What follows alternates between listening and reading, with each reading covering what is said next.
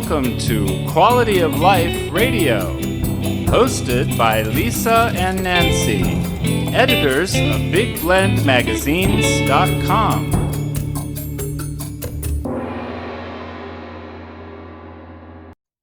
Hey everybody, well the gong has spoken and that means you're here listening to Quality of Life right here on Big Blend Radio, and very excited. Our special guest today is author Trish Laub, and Trish is on a mission with her book series. It's called Comfort in Their Journey.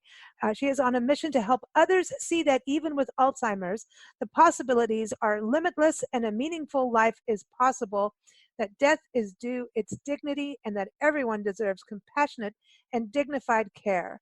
The Comfort in Their Journey series includes a most meaningful life, peaceful endings, and through the rabbit hole. Trish also hosts presentations and workshops based on the books, as well as consulting services. I encourage you, the best thing is to go right to her website, because if you are going through this as a caregiver or know someone going through this, anybody, how many people don't have a friend or family member, or just someone that is going through this part of Alzheimer's and being a caregiver. So the website is comfortintheirjourney.com. She has so much on there, tips. You can watch videos and also contact her through there. So welcome, Trish. How are you?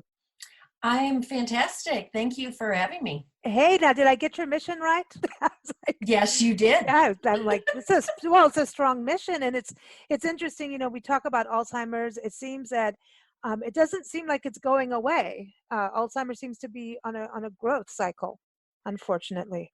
Absolutely. The projections for 2050 are actually staggering with the increase of it and the rate at which the rate at which diagnoses are increasing.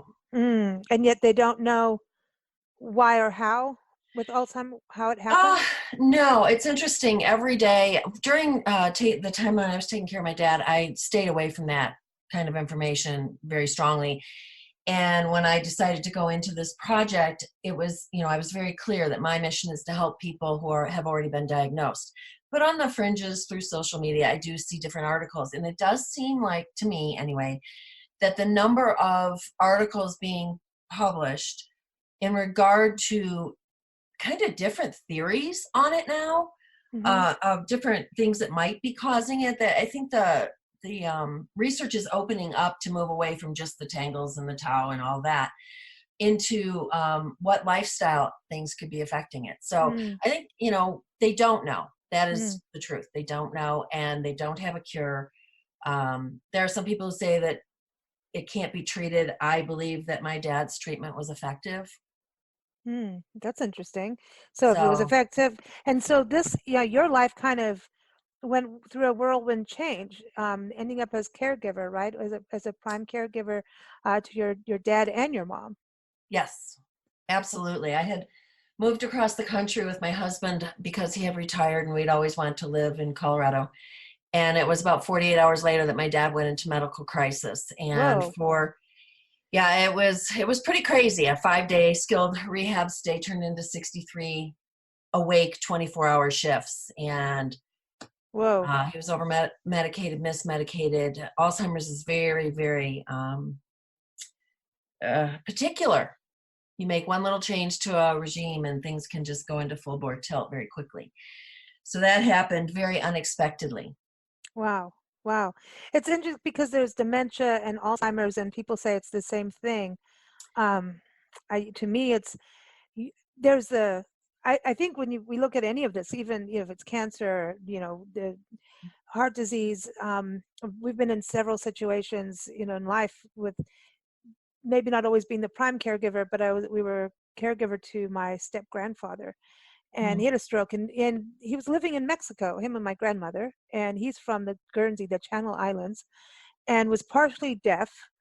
He didn't understand anything anyone was saying, and he was not the nicest person. Let me just put it politely like that. And he was yelling at everybody. It became this nightmare of trying to understand. We're trying to understand. We just drove down there, and basically all hell breaks loose, And so I think this is what's so important with what you're doing is, if you're not prepared, you don't know anything about it, whether it's Alzheimer's or not, I believe that and also obviously Alzheimer's is what you're focusing on this too, but as a caregiver suddenly in that role, I mean, you're now dealing with the medical situations, the doctors, and how to follow up on doctors, or do you follow Mhm. up, and what are they talking about? And they don't give you that much time. And oh yeah, and then it's like, oh wait a minute, now you got to play insurance.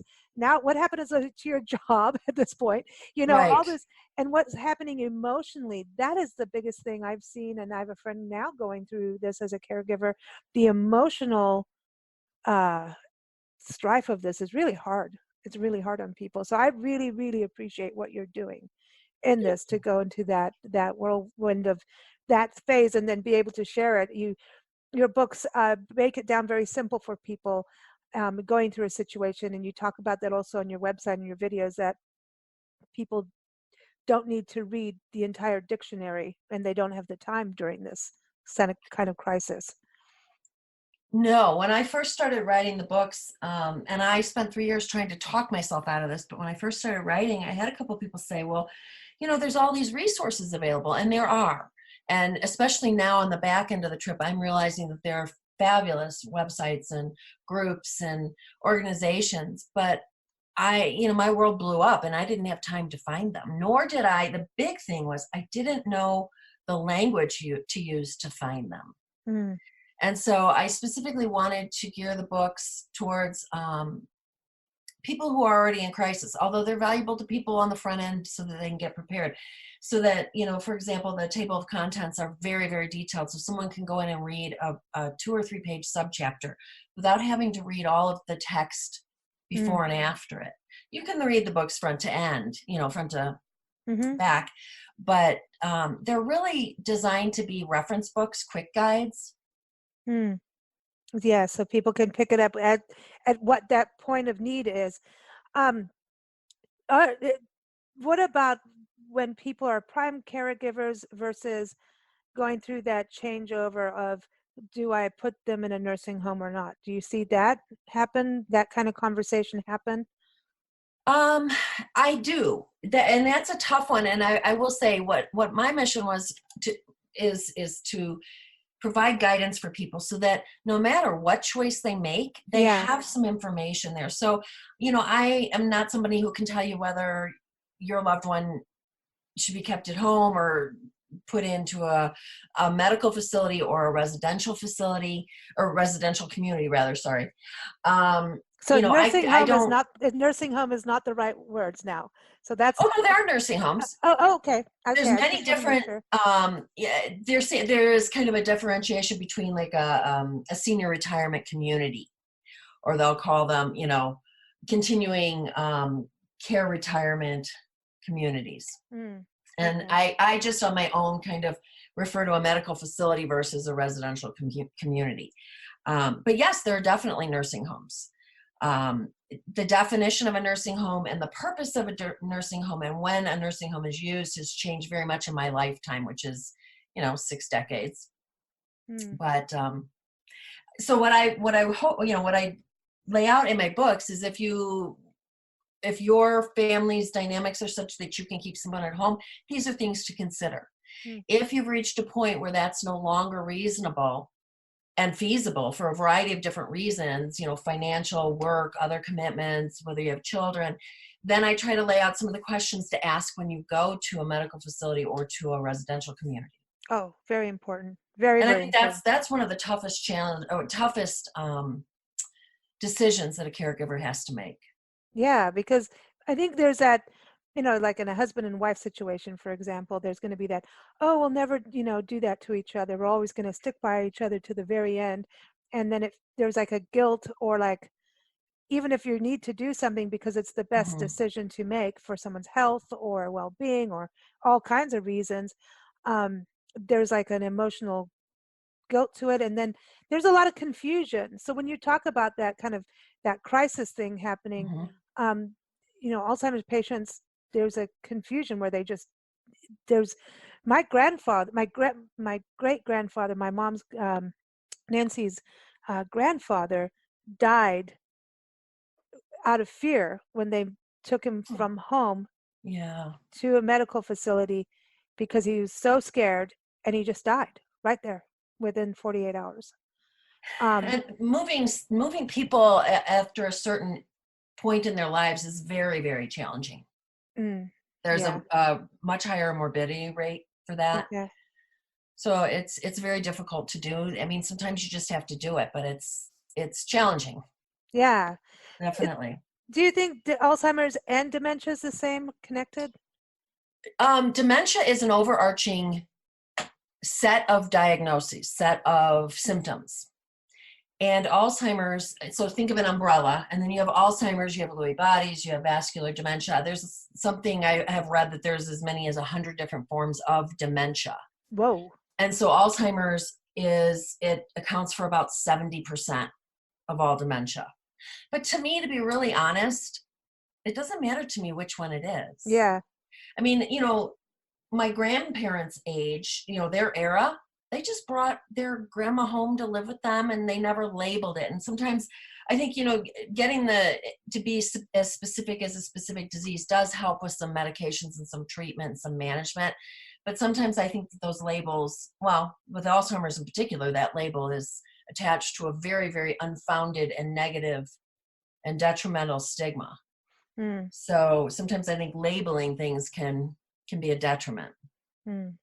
Now, your first book is A Most Meaningful Life. That's your first book that you wrote, Yes. right?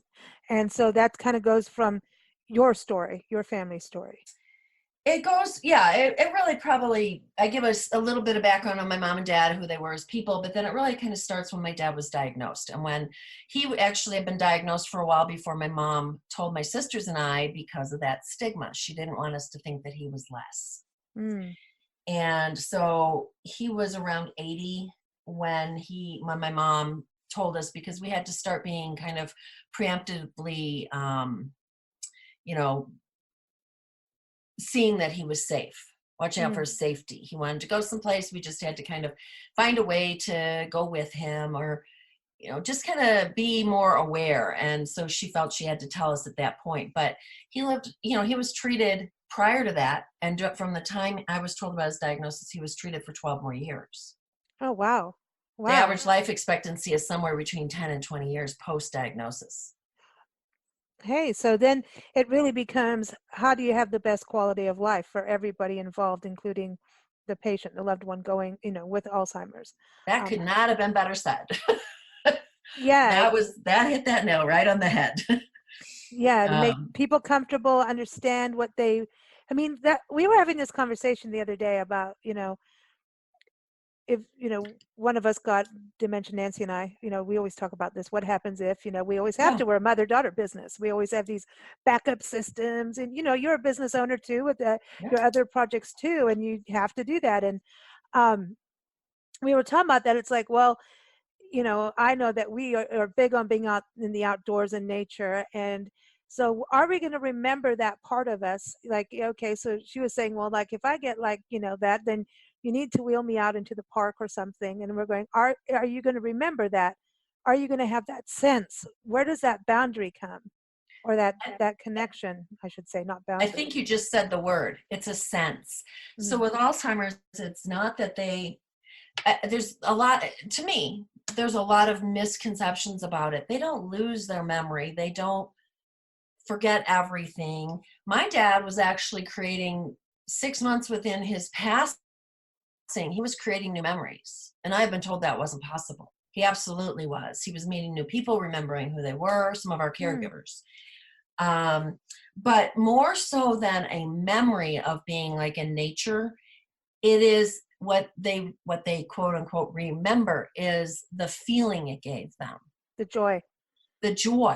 And so somebody might not remember that they went hiking or were out in nature a lot, but you take them out in nature and they have that emotion, that sensation.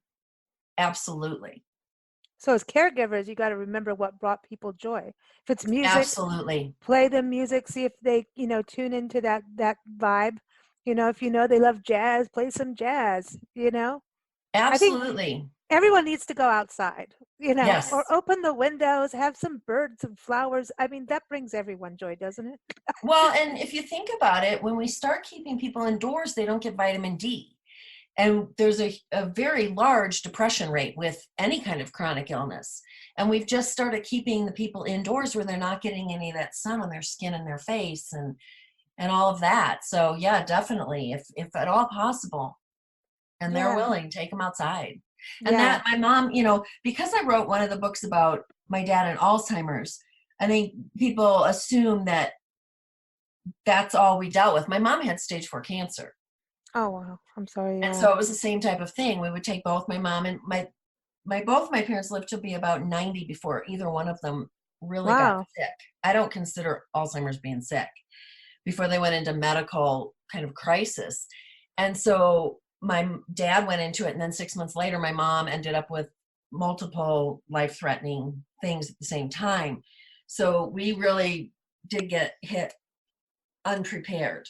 Mm. We had to do full-time care for both of them, but we would take them both outside on nice sunny days and have them sit in the sun and soak up that warmth. Exactly. I think that's, and this was all in Colorado, right? Yes. Beautiful, beautiful Colorado. It's what a magic state. You guys are way up, and your mountain passes. And I had a few words. I had a few choice words. I'm on sure. That.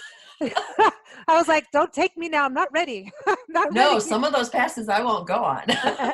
No. So when people want to wheel me out, don't do that. Yeah, no. But I think you're right to your point. It's important to do what they were, whether it's Alzheimer's or stage 4 cancer, what brought them joy before.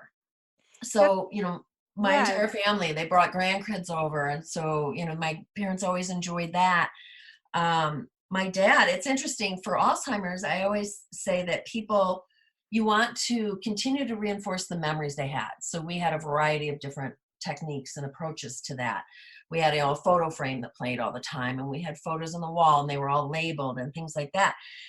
But also go back to what people loved. So, for example, the one story is that my dad, we had caregivers, and a caregiver came to the house with this orange, a child would play with this orange ball.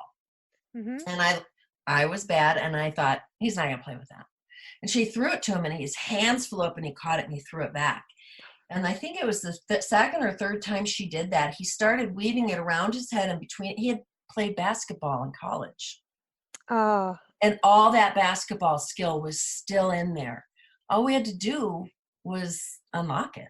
Yeah, that's the interesting thing too. I've seen that in different situations with friends and family members, and where you go in, and especially because a lot of times a caregiver is like one or two people and the person being cared for, then you're kind of locked into a pattern. Like you were saying, no, patterns are good, but then the conversation may stay the same. So you need somebody else to come in from the outside to kind of jolt a memory and have a different conversation, because sometimes that brings something up that everyone's forgotten about.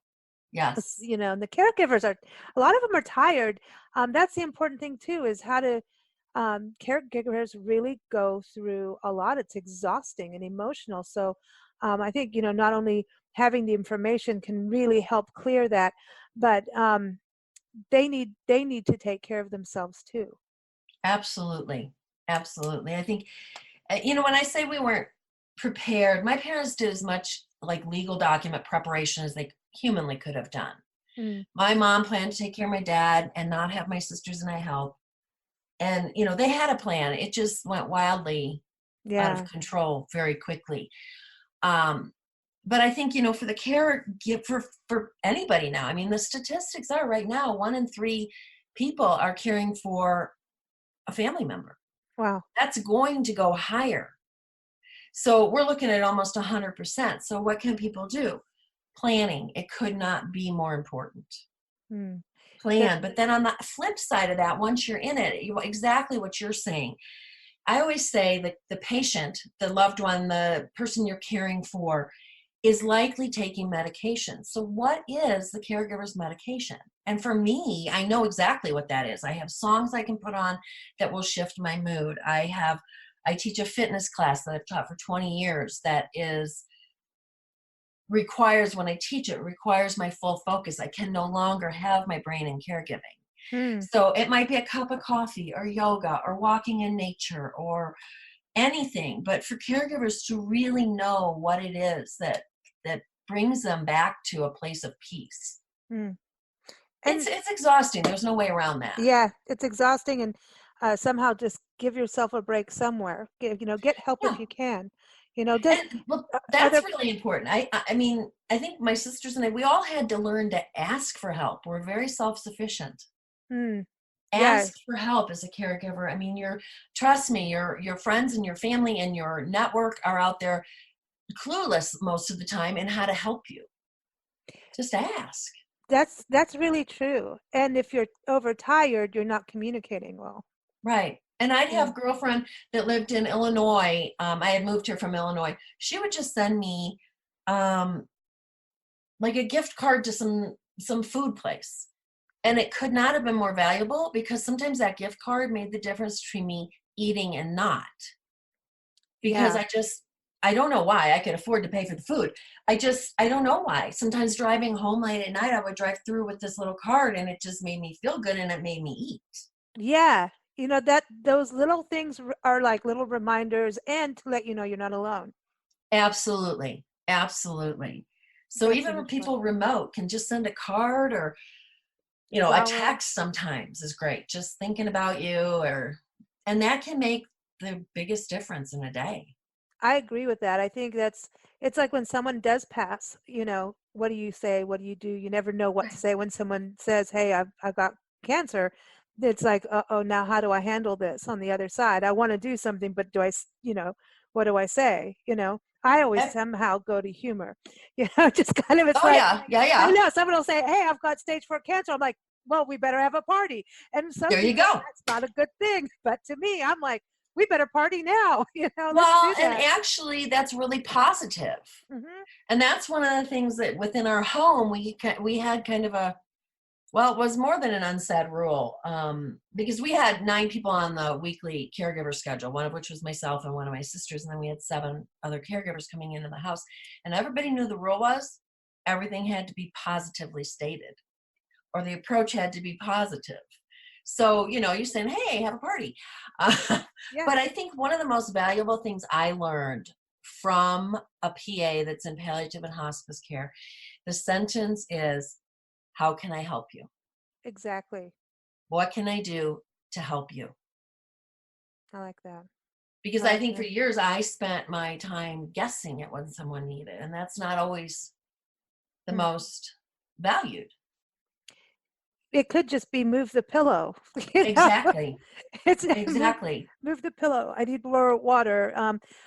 What about because of communication and the power of touch is also something. So people know that they're Yes. still alive and loved and not, because your body's changing, you're looking Yes. different when you're not well, maybe losing hair, all of those things.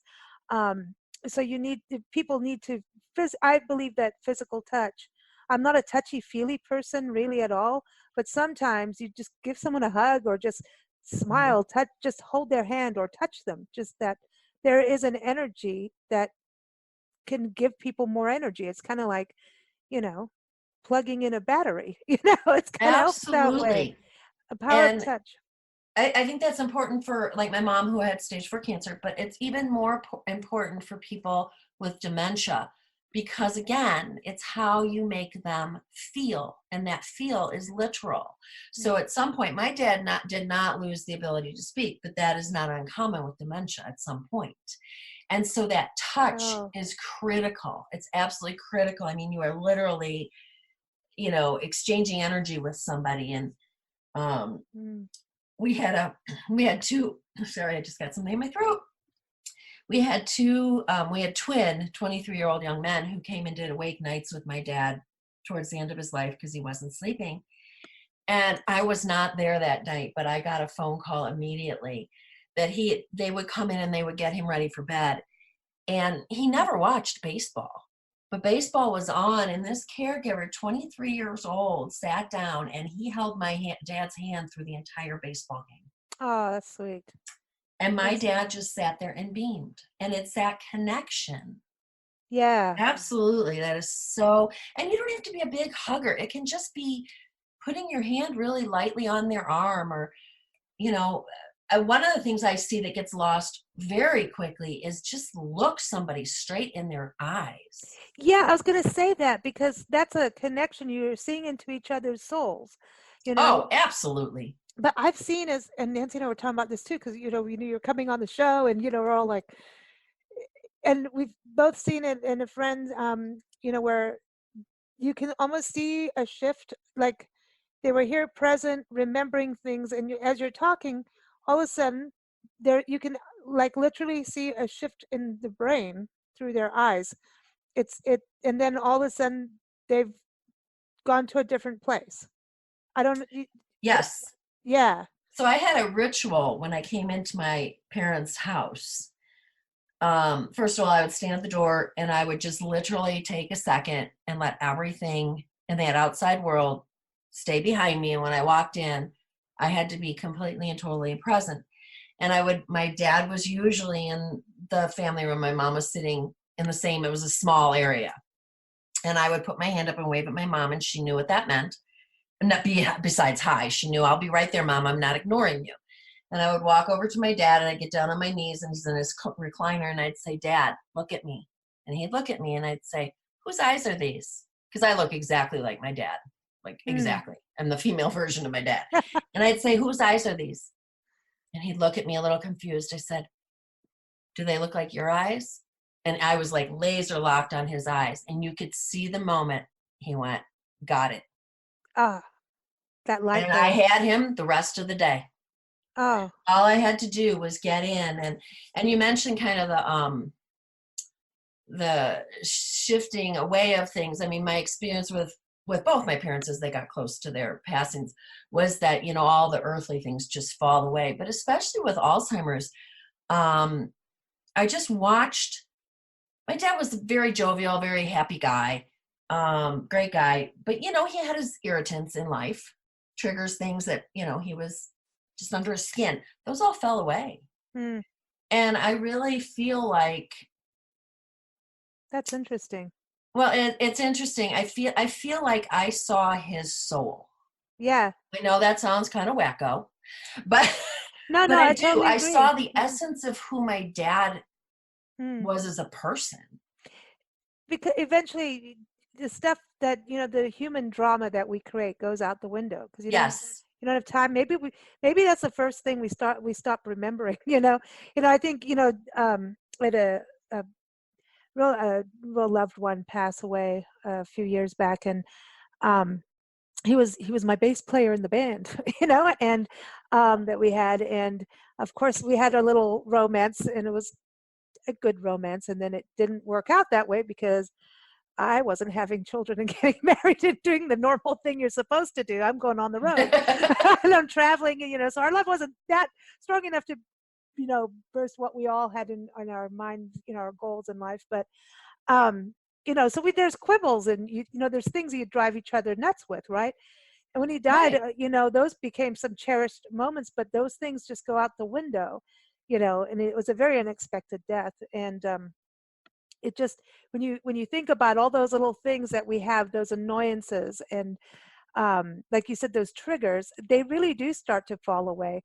And I think that it's, when we talk about the different stages of life, when you go into the elderdom, and it is a new chapter, and it's about looking at, okay, there's that quote, I think it's a Buddhist quote, that this isn't the end of the world. This is just turn the page into the new chapter. And you can start again every single day. You have that ability. And I think it's interesting when things like this happen in a family, we become a caregiver, your whole life changes. And it's scary, it's freaked out, it's all of that. And then all of a sudden you start acquiring new skills, you start looking at things in a completely different way. So I'm not saying that it it's a good thing and it's a fun time, but there are some positives to this. Absolutely. Yeah.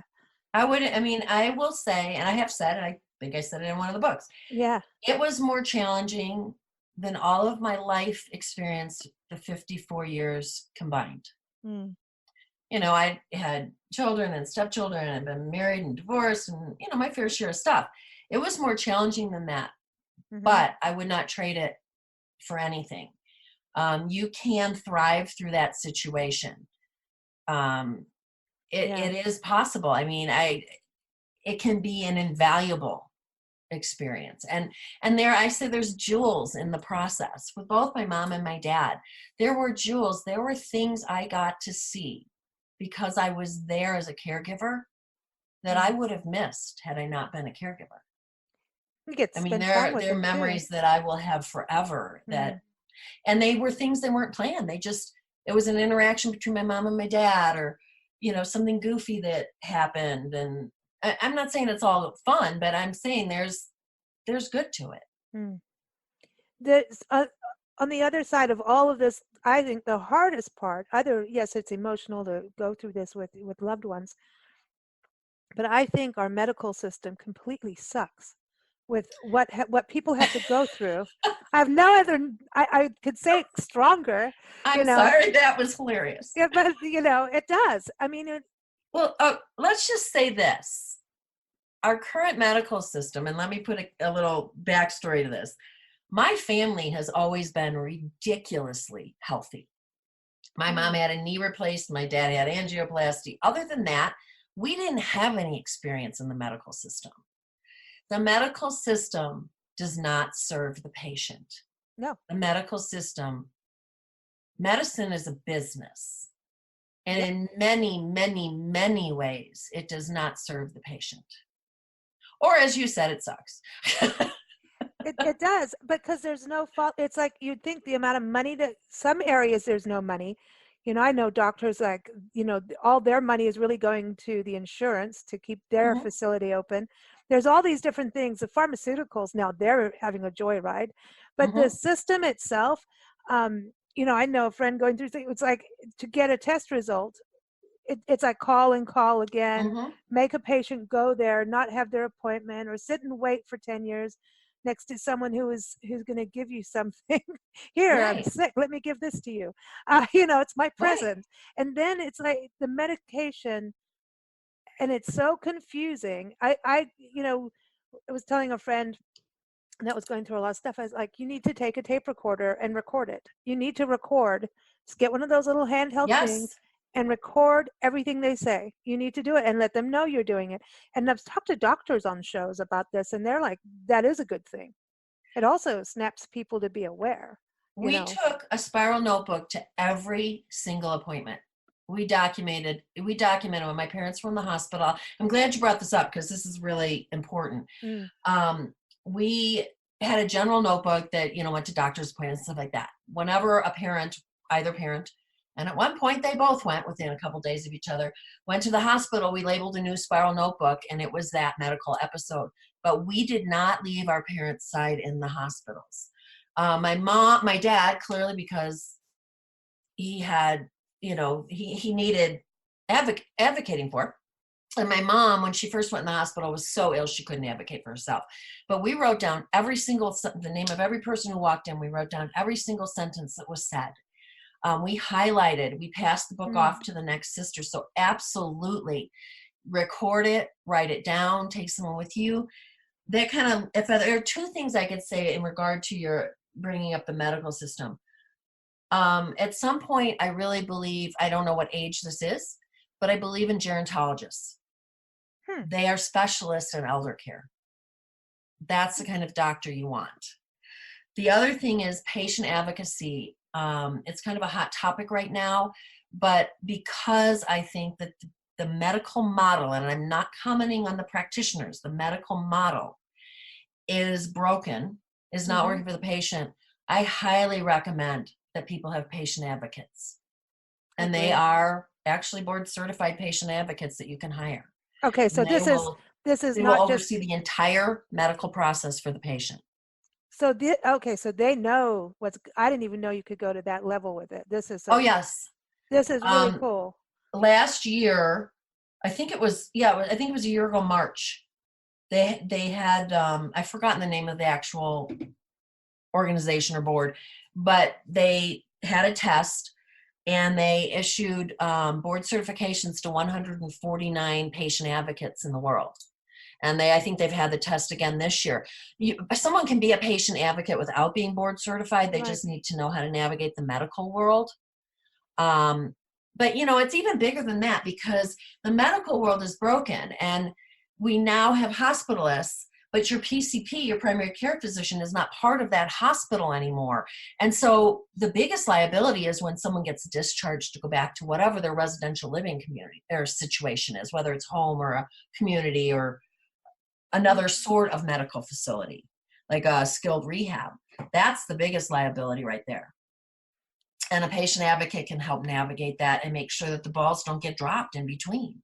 Yeah, exactly. I think, like my grandfather, Nancy's dad, he was on so many medications at one time, and that at one point he couldn't walk because of his breathing, and then he would be on steroids and stuff, and he just became like quite a monster, and would pick up a couch and throw it across the room. Oh. And so it was crazy land. And there was no one helping. My grandmother, here she is with 6 kids, and he's gone nuts, literally. Yeah. And they couldn't even operate on him for his heart. He was televised. His surgery was televised. They put him on an acupuncture thingy and moved the table while they were doing the surgery because they couldn't put him under. And he's a strong dude, man. He's like strong German-Hungarian stock. German-Hungarian, Austrian, depends what year you looked at it. I know that stock. Yeah, that stock. And we're all that stock, right? So he's all like, like that. And eventually we'll all say like he died of a heart attack, but it was because of all the different medications. And now they wouldn't do it. But I just watched a documentary on it is happening. That absolutely. Medications are still getting, because one doctor's not talking to the other doctor, and somebody over here will do something. And yet here's this big medical record system that you can't do this. You can't even be admitted. Well, have you fill out this form? It's like, please, how many times do I have to do it? And yet they don't really, so it's kind of this messy area, and people are ending up on drugs that they shouldn't even be on, or can't get off of them if they're not doing well. And that's absolutely true, but then go even further, the incorrect diagnosis. So you're taking medication for something you don't even have. I just read an article on that today. But that is exactly where a patient advocate could assist the person. They should be able to go and, have enough skill to question some of these things, or go to multiple doctors and say, hey, does this seem right here? One of our goals was to have both of our parents on as few medications as possible. If they were not critical to their quality of life, then they didn't take them. Because, think about this, the pharmaceutical companies, they come up with, I have nothing bad to say about any of these industries in the sense that, we have life-saving medications. We have life-saving, we have some of the best medical technology and surgeries in this country, and in the world. And so that's not the problem. So there is no way that a pharmaceutical company can take all of the medications and test the contradictions and the side effects of putting, X number of them together. So you have a patient who's now on 10 medications. Who's tested that? And so family and caregivers really need to, that's one of the things that was very helpful for us. We would write down when a medication started, and several times we figured out that my dad's side effect was from the addition of a specific medication, but only because we had those notes and we had tracked it. Wow. That's the important thing, because there are side effects. And sometimes, like look at blood pressure, right? Blood pressure medication. You can't just get off of it. No. You can't. You need to have this, long cycle, and yet there are so many recalls on blood pressure medicine. I don't know if there's a decent one out there. There are so many recalls and so many negative effects. It's like, we all need to go for a walk in the park and just calm down as I yell this out. I feel like that Seinfeld episode with George Costanza's dad going, what's his name? I can't remember his name, but he'd go, serenity now. Serenity yes, now. I know exactly what you're talking about. That's how I feel we've got into. And then so, and there is that calming part no matter what in the medical system, that's the other part. So here's the caregiver trying to keep track of this, doing all this, and it is so confusing. You end up living on Google trying to become your own doctor and know what's going on, and then not frazzle the patient, because you don't want them to get Right. scared. Right. That's that part. Right. Too. Just keep them. Yeah, yeah. It's I think the biggest responsibility for a caregiver really isn't the care. It's keeping track of all the information. It's being organized with all of the documents you need. And that's not just medical ones. I mean, at some point you need legal documents for the person and, insurance documents and things like that. So really setting up a system to manage all the information. We live in a world of information. Mm-hmm. Even running And, the and household. Even running the house is, is the mortgage absolutely. getting paid? And how is the mortgage going to get paid? What if? So Well, there's that yeah. too. Absolutely. My sisters and I had to divide and conquer. I oversaw the daily care, but I managed the medical care. But, my sisters did the insurance and the legal and the financial stuff. And we all, when I say we managed it, I would say we were primary on something, but we all kept the other ones up to date on it. It took 3 of us to do it. Wow. Wow. And so, we had to become highly, highly organized. We had to become highly efficient at communication. Because I couldn't I couldn't do an awake 24, research 8 more hours, and then update my sisters. There were no more hours in the day. I know. And then one day you walk out and go, I haven't brushed my hair for 5 days. And, it's time for me to take a shower. And that happens because, when my step grandfather, we still don't know what happened to him. We don't know, but they took things out of him in Mexico. And that's all I know. And there's this little jar with these little pink things in it. And he was telling us all to shut up. I'm trying to talk to the doctors, and he decided women can't talk to doctors. I mean, it got, and we didn't know him really, because they'd just got married, and apparently he had diabetes and a heart attack and stroke before, and never told her before they got married. Hello, that's fun to find out later. Oh yay! So all this drama went down in Mexico like crazy, and talk about you have to pay cash.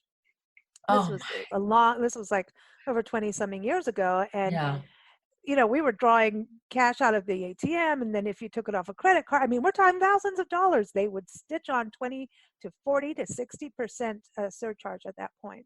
Oh my gosh. It was a nightmare. We went through literal hell.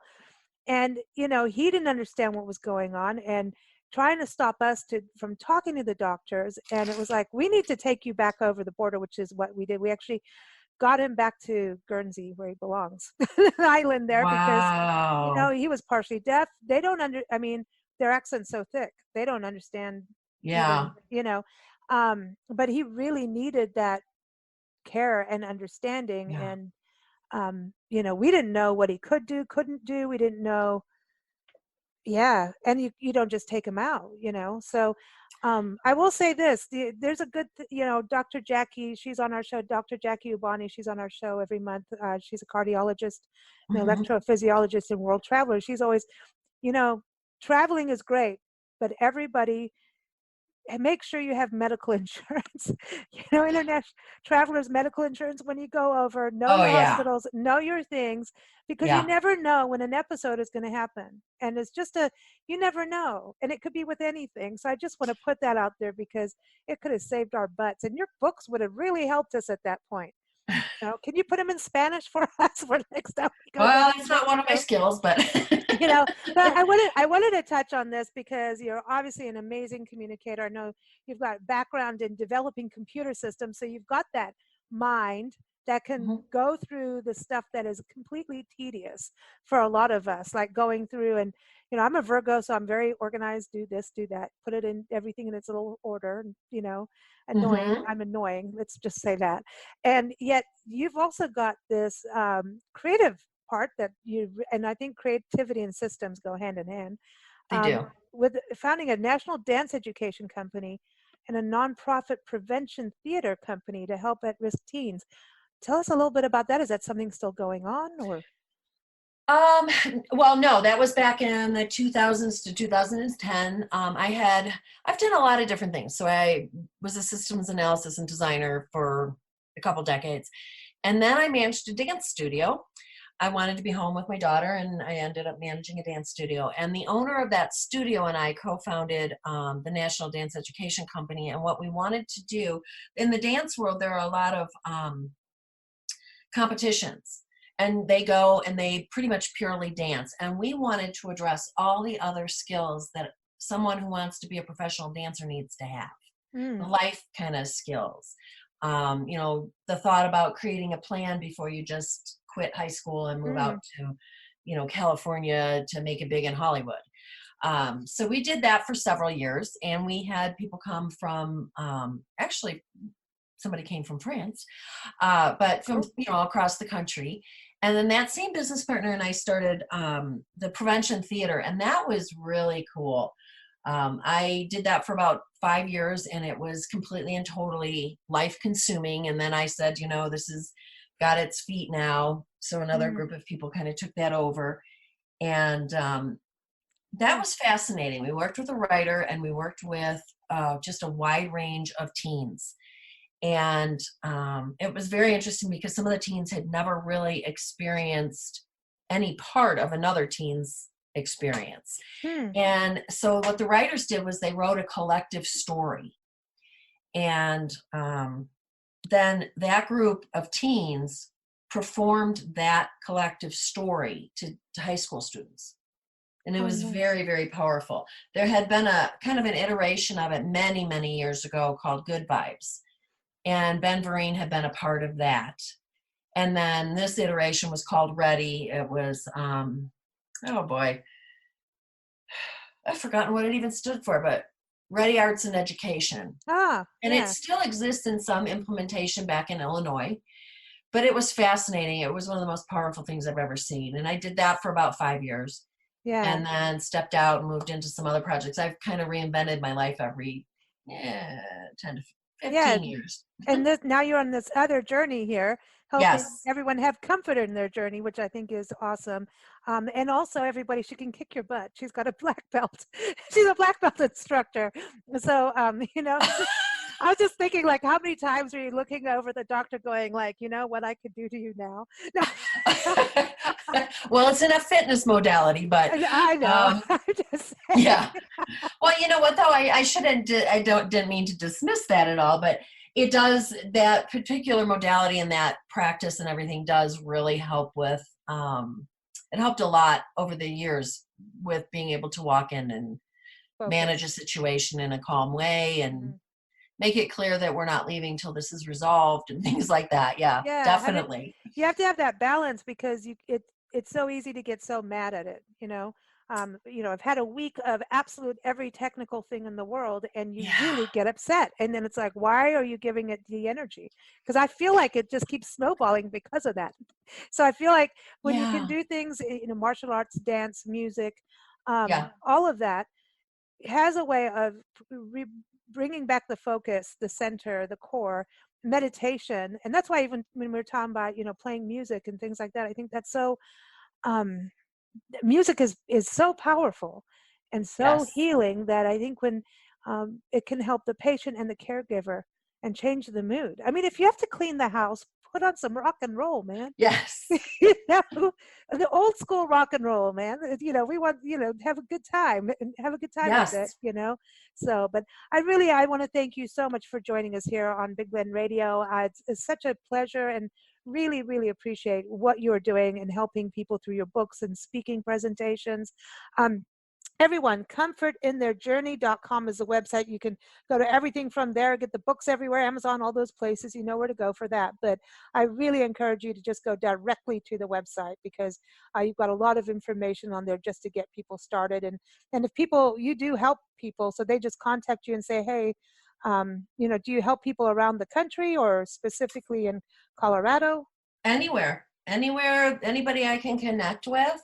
They can give me a call and we can chat for a few minutes to see if there's something I can help them with. And Awesome. Well, we got to play a song for you. Awesome. Yeah, we love to play music for our guests, and we chose this because it's from Borgo, Brian Borgo. Everyone, if you go to borgoband.com, B-O-R-G-O, borgoband.com, he's an awesome musician going through his medical struggles and keeping very positive, and he keeps releasing music, and he's just a fantastic singer-songwriter and creative, just a genius with it. But we first met him with his album Be Kind, and he's been on our show 2 times after that, and I wanted to play the title track to Be Kind. I think it's one of our favorite songs to play on the show, but it's also a reminder to be kind. The first words are be kind to yourself, and I think that's something caregivers have to remember too, to be kind to yourself. And to everyone, we have to all be kind. So that'll make it smoother. So here it is, Be Kind. Don't forget, keep up with Big Blend Radio. Just go to bigblendradio.com. Our shows air Sundays through Fridays, and you can access all the different places you can listen right there on the website. Thank you so much, Trish. It's been a real pleasure. Thank you. I've had a lot of fun talking to you.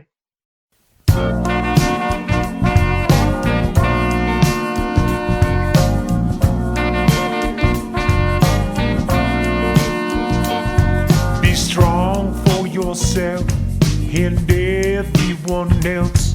Be strong. Come on.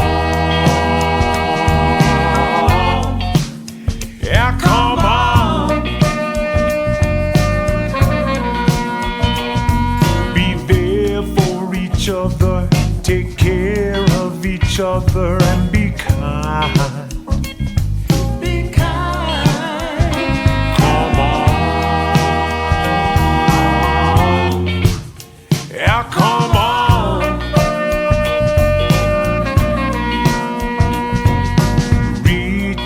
Your head and hold the hand that's reaching out. You know what I'm talking about.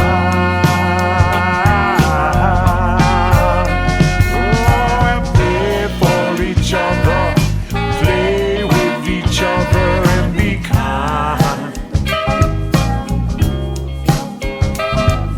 Say about each other is really a reflection of your mind.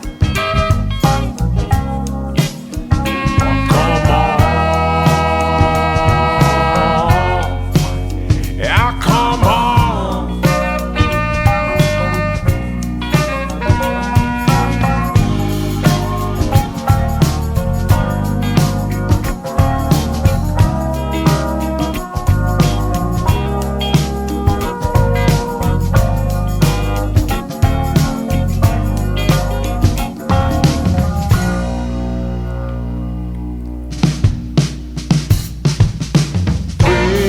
Each other, play with each other and be kind. What you say about each other is really just a mirror of your mind. Oh, come on. You got to be strong.